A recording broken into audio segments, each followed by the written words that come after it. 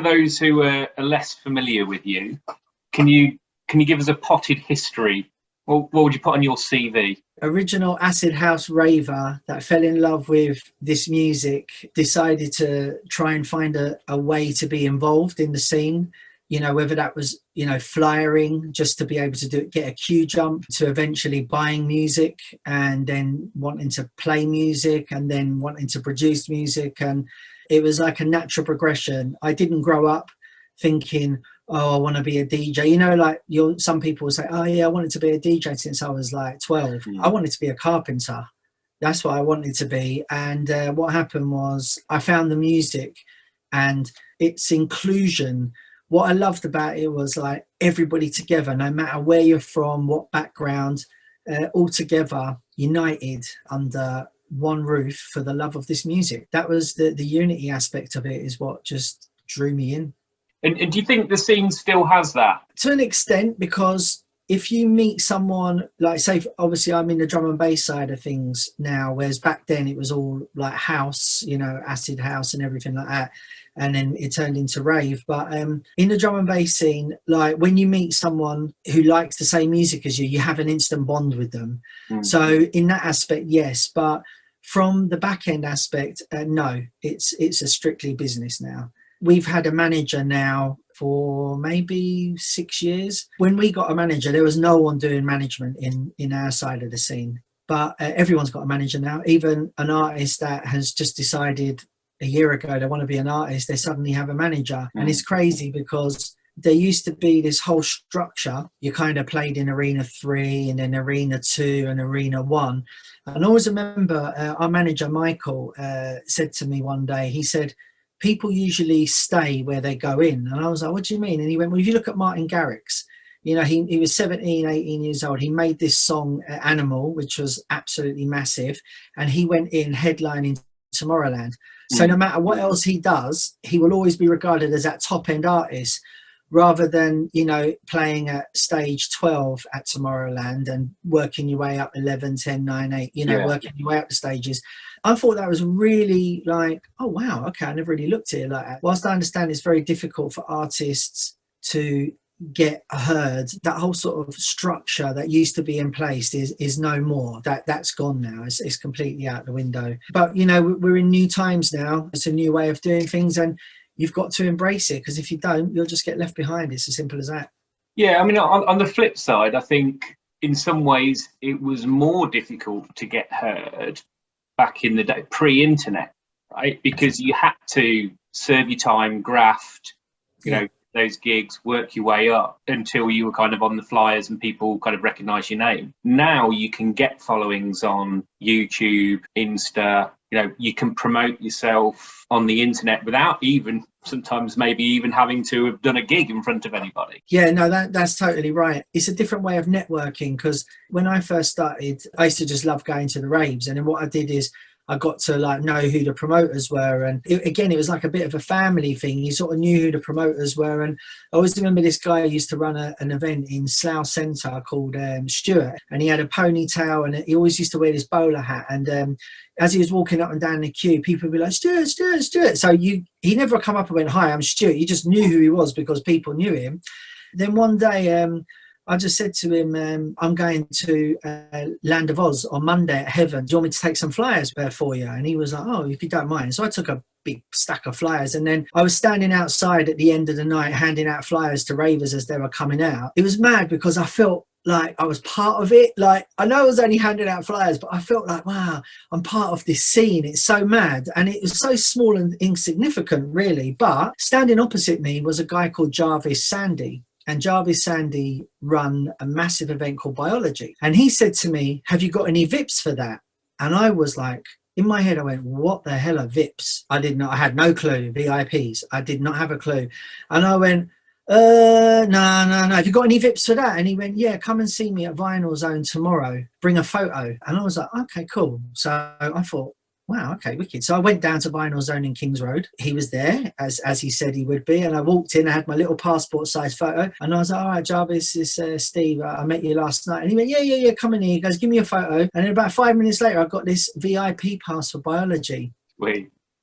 Now, it's quite funny because on this pass was like access all areas, right? So I could go anywhere I wanted to. I had my photo on it, had the biology man there. And it's funny because there's recently a book that's just come out now by Rob FSW, is the guy who wrote it. And it's about memberships. I'm actually appearing in the book talking about memberships and how, you know, that was almost like another sort of validation that you are part of this scene. So again, so what it is, out of my ultimate respect of like, oh my God, I never need to pay to go to biology again, I said to Jarvis, look, do you want to give me some flyers? I'm going to be going to Rage on Thursday. I'll hand out your flyers. So now I had two lots of flyers. I had Slough and I had biology. That was my early introduction to the scene and feeling part of it. And then whenever I do anything, even now, if I do something in business, I always look, how can we take it further? Me and my cousins went and bought 2 belt drive decks, a mixer from Tandy. The mixer was 30 quid.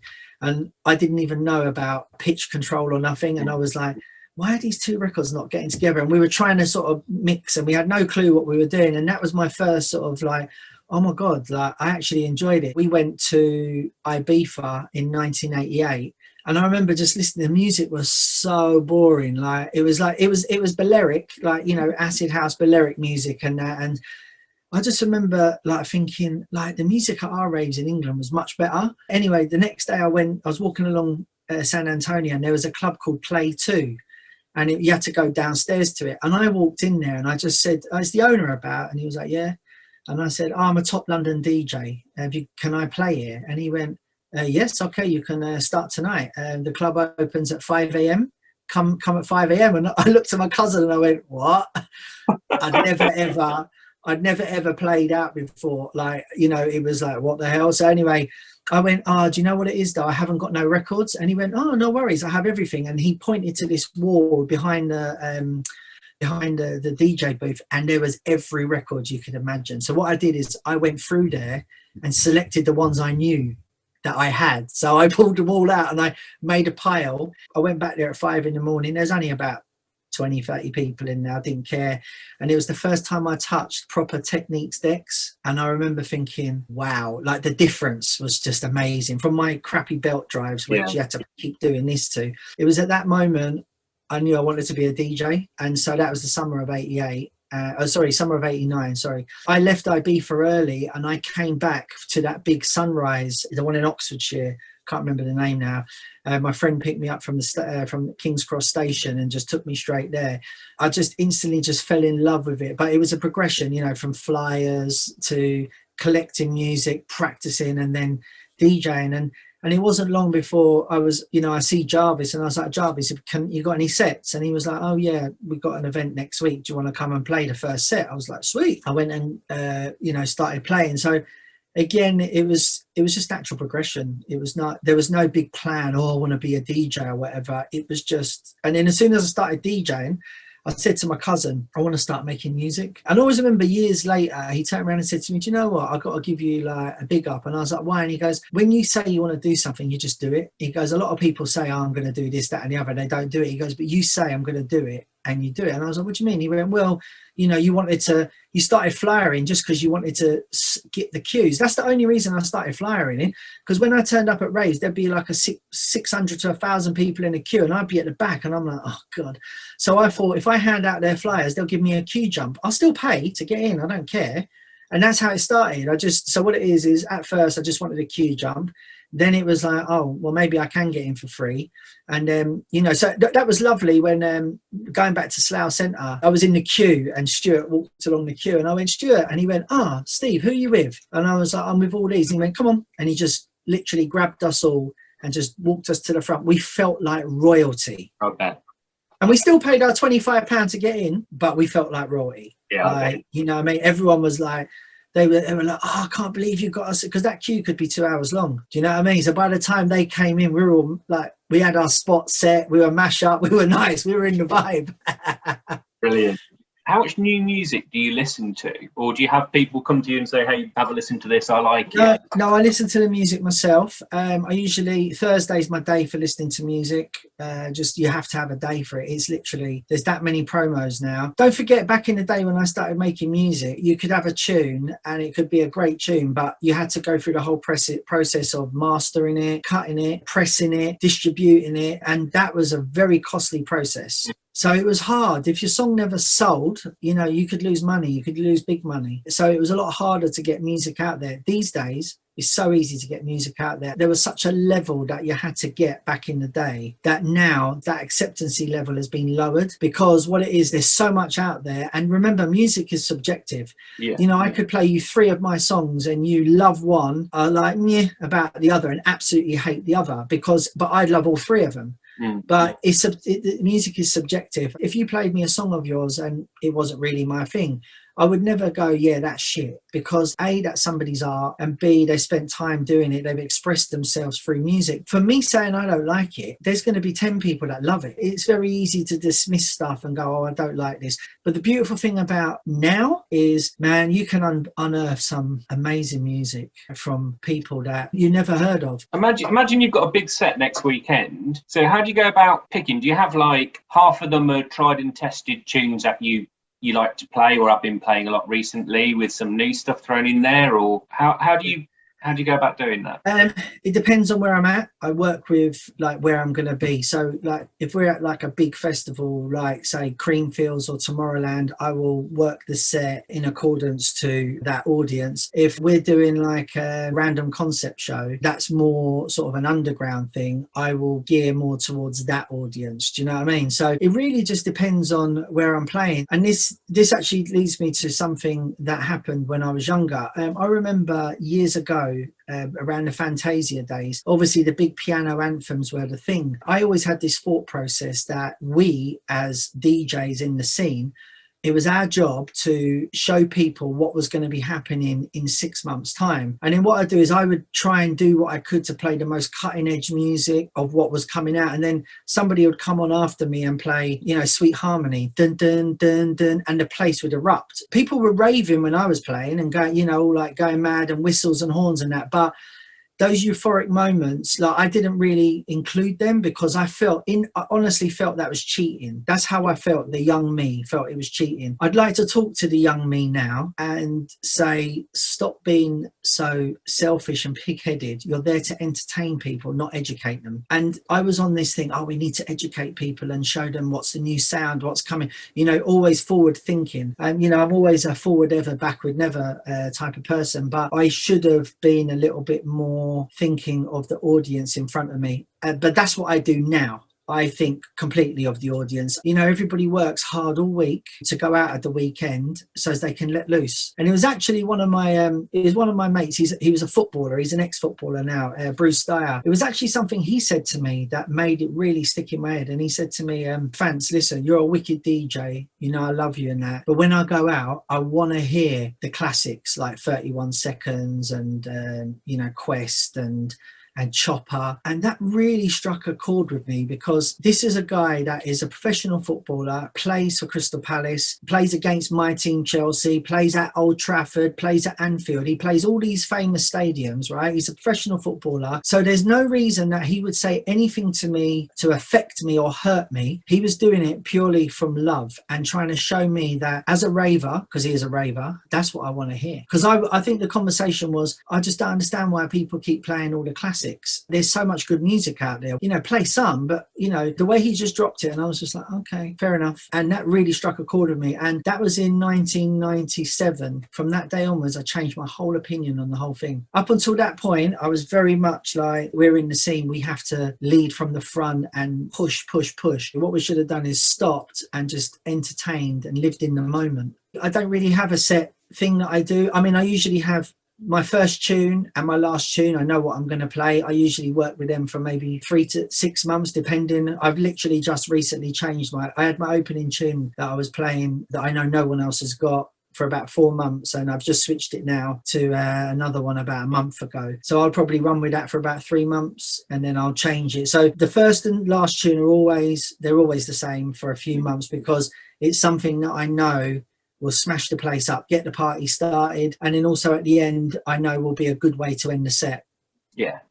What happens in the middle, you know, you do slip new tracks in. The way people take music, sometimes it can take a year for a track to settle and for someone to get used to it. So you can't expect people to just get into something like immediately the first time they're hearing it in a club. Someone's probably talking to them in their ear. Do you know what I mean? Yeah.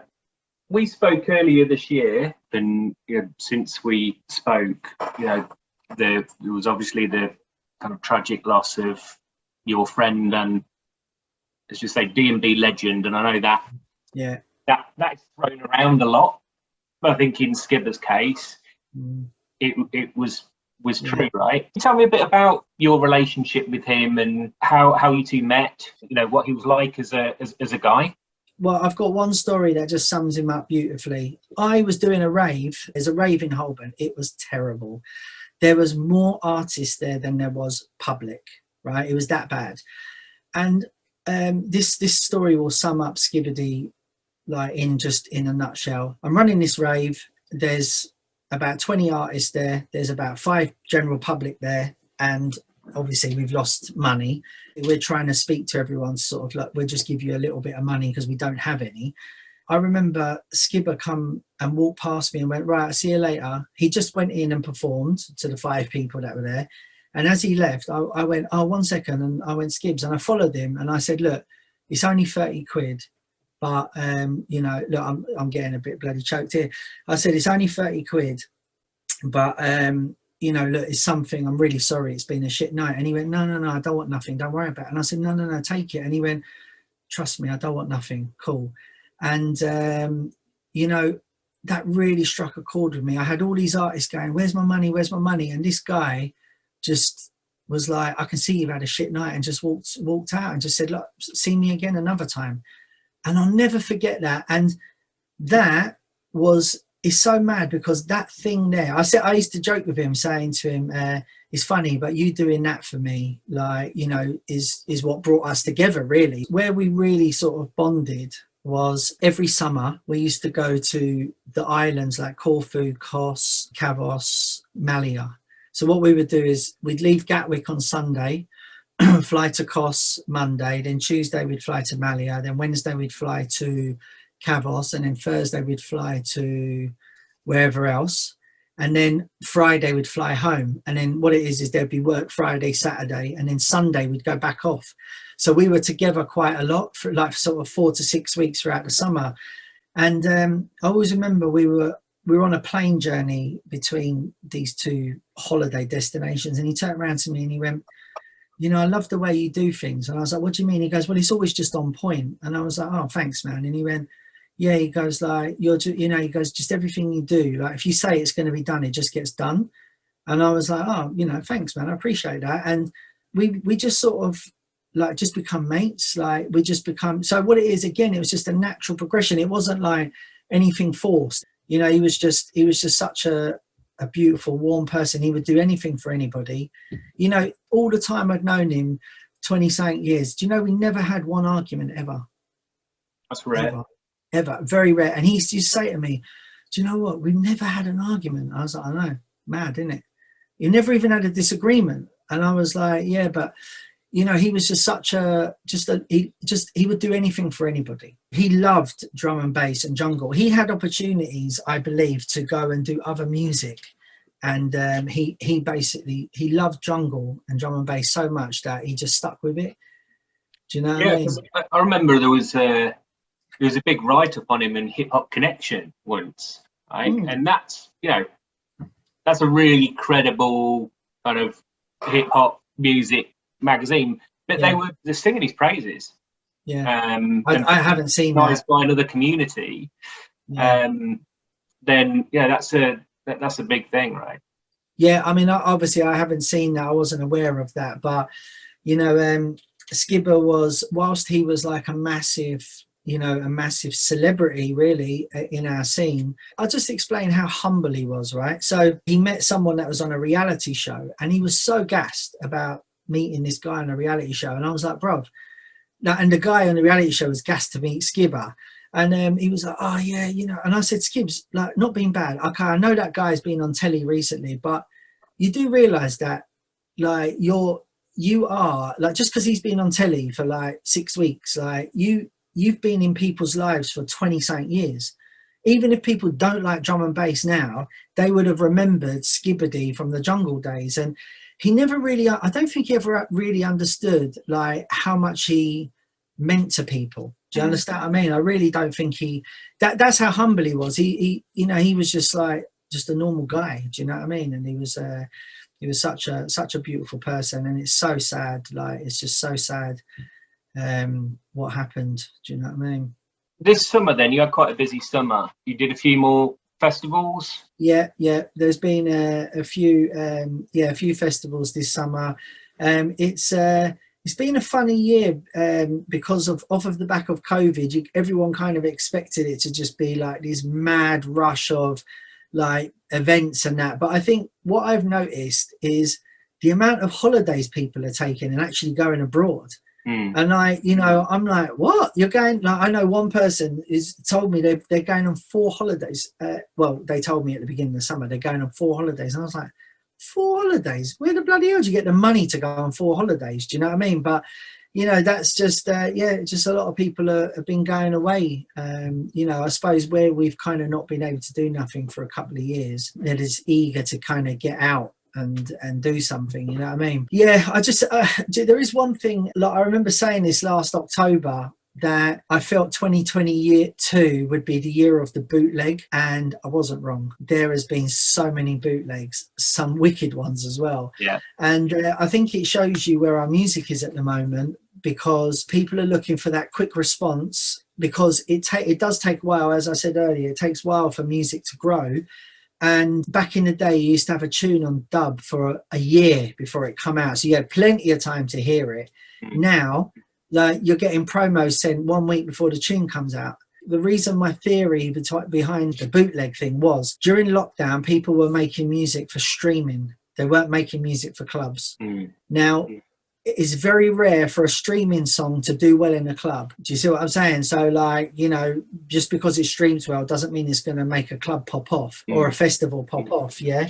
Where there was no clubs going on, people were not making club music, festival music, or, they were focusing solely on streaming. So we kind of subliminally need a quick fix. And the quick fix is use something that's popular and well known, like a big vocal from a big song, and then put a drum and bass drop on it.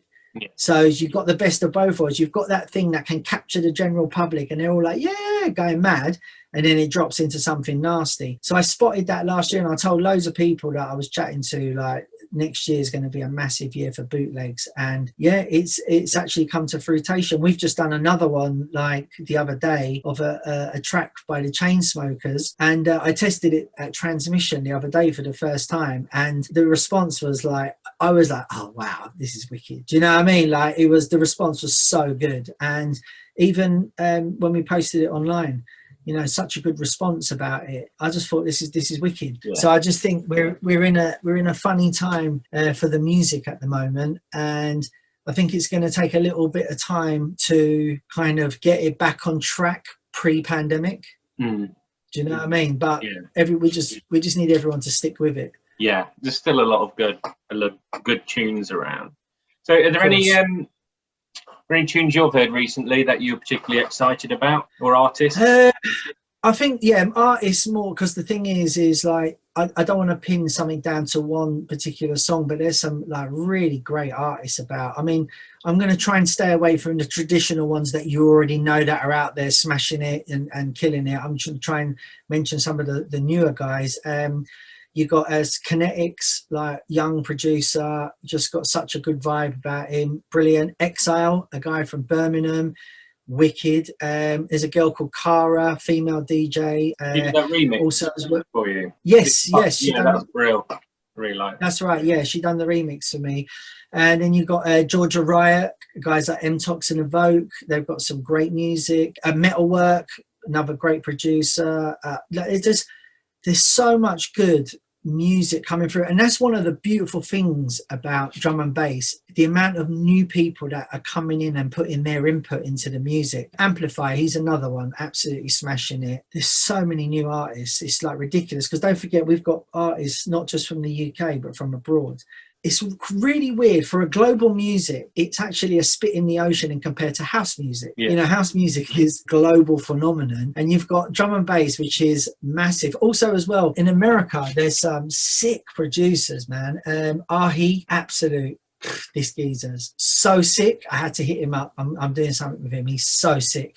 Ahi, and also another guy from America called Reaper. And then there's Justin Hawkes. What I would love to see is I would love to see more USA producers getting into producing drum and bass, because I think if we can get some superstars in America, then I think that would be massive for drum and bass. If drum and bass ever blew up in America, like, which would be a hard task, because it's such a massive place, it would change the whole thing. It would change the whole game. Yeah, and you'd kind of expect the US artists to put their own twist on it as well, so might get some new sounds, which would be quite nice. You need to check this guy. If anyone hasn't seen Ahi, you need to go and check him out. He's a YouTube guy. He does all styles of music, but his drum and bass is so good, man. And how is that an R-H-E or A-H-E-E? A-H-E-E, Ahi. How I found him was it was actually during the pandemic. He done this video about breaking down one of Skrillex's songs, and it's quite funny because there's a DAW that I use for music called Ableton, right? And it's quite a popular DAW, but I always found that you could never get loudness out of Ableton. It just, for some reason, it was just always quieter than any other DAW, and that used to frustrate me. It's such a great platform, but it just never got no loudness. Anyway, I watched this video that Ahi done. He was breaking down one of Skrillex's songs, and a couple of things that he said in there, I went, I wonder if I try that, and I did, and I got the loudness. And it's funny because I sent TC a track I done the other day, and his first reply to me was, "You got the loudness sorted." Because that was one of my big gripes about Ableton, is it just, when you played it out, it was always quieter than the song before and quieter than the song after. So that used to really frustrate me. But anyway, I got the loudness sorted, which I was well happy with. I was well chuffed because TC is an absolute don when it comes to production, and he's a lovely guy as well. He's one of my favorite people. I love him to bits. When he said to me, "You've got the loudness sorted," I was like, yes, I got the loudness sorted. You know what I mean? One thing I think in life, not just music, if you think you know everything, then you might as well just give up. The beautiful thing is I learn every day. Even still to this day, I've been producing for years. I don't know nothing, and I'm still learning. Do you know what I mean? And that's a beautiful thing to be able to sort of take away. You just keep learning all the time. Yeah, and even if you do almost master it, they'll bring out an update, which means you got to relearn a load of new stuff anyway. Someone like myself who's been in this business for a long time, I have to be able to try and look for and try and help the next generation of people to come through, because the more people that come through, the scene will just carry on growing and thriving. Not everybody's going to make it, unfortunately. It's a very, very tough business, and it's a very unforgiving business as well. I didn't know this at the time, but I used to go to the studio. If I made a song, I was putting it out, because that's it. I'd spent time doing that. I was putting it out. And I didn't realize at the time that I maybe should have not put out some of the songs, because what it done, I didn't realize this until much, much later. But if you put something out that isn't as popular as the one before, you kind of potentially, it could have a knock-on effect to the one after. But no one knew what we were doing back then. We were just doing it. We were just having fun. It was fun. I didn't know that I'd be sitting here bloody 30 years later talking about what we did back then. It wasn't like we were thinking, oh yeah, this is going to be going for this many years. We didn't even know that. We were just sort of day to day, you were living day to day, really. You know what I mean? Someone said to me once, do you think the fact that jungle and drum and bass was, because it's a music that come from the streets, do you think that because it was not professionally ran, i.e. it was just basically a bunch of people just all doing their own thing that come together, do you think that's what made it stand the test of time? Because if the whole management structure and all of this got involved in a much earlier stage, it may have stopped the natural progression of it growing. And I was like, that's a really interesting thought. And it was not something that ever entered my mind, but I was just like, now it has. Do you know what I mean? And maybe that might be a thing, the natural progression of it sort of doing what it's done was the fact that it was run so badly, because it wasn't run at all. It was just, everyone was just winging it, really. But they weren't doing it for money. They were doing it for the love of the music, right? Whereas there are other scenes or things like, I'm going to throw X Factor out there, right? But it's a money making machine. It's very commercial. Yeah. right? And a lot of people will see through that. There's also Yeah. a lot of people who love it, Of but course. this was a passion project. A lot of Yeah. people who loved it, and a lot of people who still love it. And even though drum and bass is now huge and commercial, parts of it are quite commercial. I think it's still got that, still a bit underground. It's not as mainstream as the likes of house. There's Yeah. still a lot of people who do it, a lot of people involved in the business who are not making money from it, but they love doing it. Yeah. No, 100%. Yeah, it's that is probably, part of the reason why it has stood the test of time, that passion and love for it. One thing I think that all artists should do is get a little video team, and they should all document their history in this scene, because remember, everybody's had their own different path. Yes, paths have crossed, but everyone has their own unique story. It's like a 10,000 piece jigsaw puzzle, and everyone has that little, they have their one piece. Do you know what I mean? And even if they were only in the scene from 92 to 94, their piece will have that part in history. There's a documentary that's just recently come out called The Rest is History. They flew me over to Canada for the screening of it. It was so good, the way they just sort of like tapped into it. Again, they told one part of it and they tried to capture so much of it. They obviously went up to a certain period, and that, yeah, it was really good, really good. And if you get all these different documentaries and you put them all together, you'll kind of get a little bit of an understanding of where we've come from and how we've grown and everything like that. If everybody just actually got a film crew and told their story through their eyes, that'd be amazing. Can you imagine if like you had 500 artists of all ages and all styles of drum and bass, jungle, rave, hardcore, garage, everybody just done their own little documentary and just all uploaded it on YouTube? Brilliant. How amazing would that be to have that just all documented? It's there. Once it's up, it's up. Got to make that happen. Yeah. You're going to start it now with your video this interviews. This is the first one. Part one. Yeah. Before we disappear off, I'm going to plug your book for you. So it's probably been out a few years now, is it? Or it came out on September the 30th, 1989. It was actually 30 years to the day that I got my name Phantasy from a rave called Phantasy in Reigate. The story's in the book. So I had this idea about 2017 that I wanted to release a book on the 30th of September 1989, because that'd be 30 years to the day that I got my name Phantasy. I did it. It's done really well. I'm really happy. The feedback has been amazing. I have been asked to do an audio book. It is something I want to do. It's just finding the time to do it. I thought about doing a chapter a week, like, just narrating a chapter a week and then uploading it. It was a really great thing to do. I found it very therapeutic, like getting a few things off my chest. And I had the most amazing writer working with me on it, Dave Jenkins. I was so lucky to have him, because he took my words and he put them together and made them make sense. Because I always remember he said to me, just write and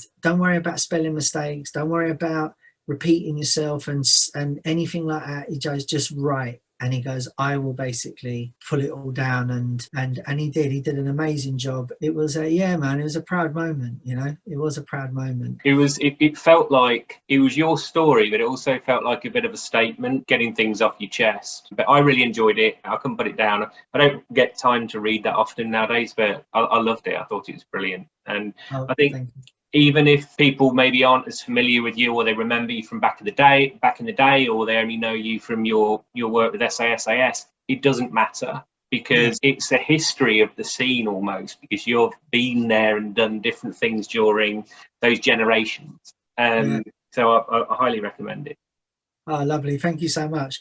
Yeah, it's available on my Bandcamp. It's available on the SAS merchandise site.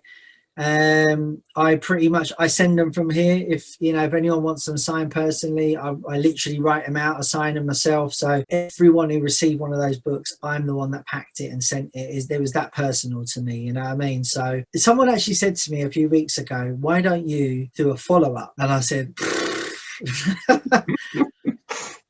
I'll leave it there. I said it was a brilliant project to do, but I think what I want to do is just move on to other things now. I think I need to do the audio book before I even start blooming. Yeah, maybe finish off the audio, or finish the audio book first. Yeah, it was a great project. Thank you so much. I'm glad you enjoyed it. Honestly, I've had nothing but good feedback about it. Some of the comments have been just amazing. It's funny because Gemini, one of my old partners from back in the day, he said to me when he read it, he knew everything about the first sort of 7 chapters or 8 chapters. He said, everything you spoke about, I was there, I remember. And I was like, okay. He goes, and then afterwards, he goes, I felt like I didn't know you. He goes, I felt like I was learning about you. And I was like, really? And he's like, yeah. And he goes like, he goes, I did it. And he was like, and I didn't know this happened and that happened. And I was like, oh yeah, cool. But so that was interesting. And then I had other people that knew me sort of more recently, but didn't know the history of what I did back in the day. And they were like, oh my God, I didn't know you did this and you did that. So is a good sort of, it was good, really good feedback. I was well happy with it. Good. And I believe you want to make a public apology to your friend Chris for not including him in the book. Yeah, oh my God, Chris. Yeah, Chris. Honestly, when I was in the hotel room, I was right. I wrote your name in there about 6 times, but unfortunately it didn't make the book. So I do apologize, Chris. Yeah, so Chris Phillips, man, that's my boy. You know, I love him to bits. He's when you find good, genuine people, you hold on to them tight like that. You know what I mean? And he's one of those guys, just such a good guy. I told about 2 or 3 stories with him involved, but they never actually made the book. Honestly, there were so many stories that never made the book. There was like this one story with me and Andy C. Me and Andy C were flying to Switzerland. Andy met me, picked me up, and we were driving around the M25. And this is way before the airport security was as tight as it is now. And so we were running late in traffic. So I phoned the airline and I said, hey, we're running late. Is it possible to put us on the next flight? And they went, yep, no problems. When you get to the airport, just come and see us at the desk and we'll issue you new tickets. So we got to the airport. They issued new tickets. So I said to Andy, come on, man, we got about an hour and a bit. Let's go and get some food. So we went to Garfunkel's in the airport. We were just chattering. They were taking so long that I turned around to the lady. I said, excuse me, is it possible we get our food? Our flight's leaving in about half hour. And she went, yeah. So she brought the food down and me and Andy we ate it so quickly. Anyway, we got to airport security and we showed the security, look, our flight's in 20 minutes. Like, we got to go. And they let us go through fast track. So we're running through the airport. As we're running through the airport, we see the gate number on the top and it had Zurich. So we're like, oh, wicked. So we joined the back of the queue and we couldn't believe it that we made it. By the time the queue got to the front, the lady went, oh, sorry, your flight's gone. And we went, oh, no. We've been put on this flight, the second flight. And she went, no. She went, you're with Swiss Air, we're British Airways. And I was like, but look, it says gate 11 and whatever. And this time, and she went, yeah, there's 2 flights going from the same gate to the same location at the same time. And I was like, what do you mean? Like, we've been standing out there, and, you know, blaming security and blaming everybody except us. Anyway, the captain of the flight turned around and went, oh, hold on a minute, I might be able to help you here. He took our tickets. As I turned around, Andy C had loads of barbecue sauce around his mouth. So I said, Andy, wipe your mouth.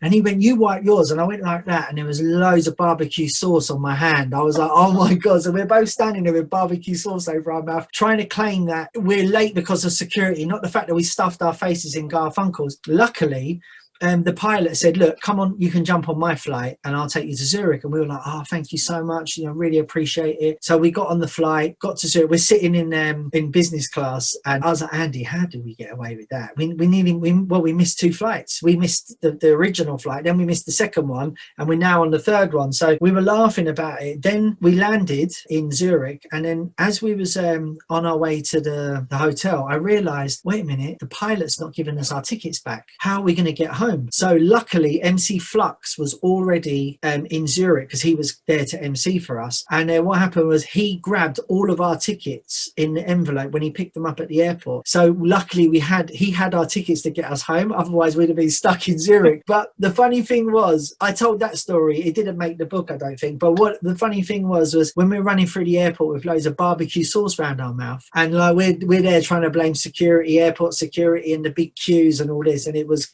clearly us taking the piss. But you would never get away with that now. No. Like, no way. Like, no airline would just transfer you to another airline. It just shows you how times have changed. You know, you used to be able to turn up 20 minutes, half hour before your flight and get on it. Now you really have to be 2 hours before your flight. Well, I'll tell you how times have changed. I can't imagine Andy C flying on a commercial flight anymore. He's got his own flying him around. Andy, listen. Andy, as one thing about Andy, and I'll say this is the truth, yeah, he is the same guy as when I met him in 1992 or whatever, 91, 92. He's never changed, and I love that about him. He's done wonderful things for our music, the way he's like taken the drum and bass sound across the world, and he's brought new people to the music. I always remember him saying to me, I love what you're doing with SSS. And I said, why is that? And he went, you're going to locations and events that are not drum and bass events, and you're playing drum and bass to them people, and you're making them people fans of the music. And then when you bring them into the scene, they go and find other artists. And I turned around and I went, that's what you've been doing for years. And he went, yeah. And I said, respect, just ultimate respect. He will catch economy flights. Like I've seen him on economy flights. He's not that, you know, I must catch a private jet and all that. He's a really, really humble guy. Love him to bits. Yeah, I had the pleasure of speaking to him about a month ago, and he was so down to earth. He was really nice guy, really sound. You know, having success can change people. You know, people like him, it hasn't changed him. You know, he's just the same guy. Do you know what I mean? But just, you know, like very thankful. And I know he's very thankful for what he does. We all are. I'm so thankful more to the people that come out and support our music week in, week out, the people that stream it, buy it, live it, love it. I always say this to people, the drum and bass community, the people that like drum and bass, they're way more important than any artist, because without them, we're nothing. It's all about them. And I think if every artist realised that it isn't about us, it's about them, I think that's when people will kind of go, oh, okay. Without them, we don't have a scene. Yeah, really. All right. It's a good place to stop, I think. Thanks for doing this again. I really appreciate it.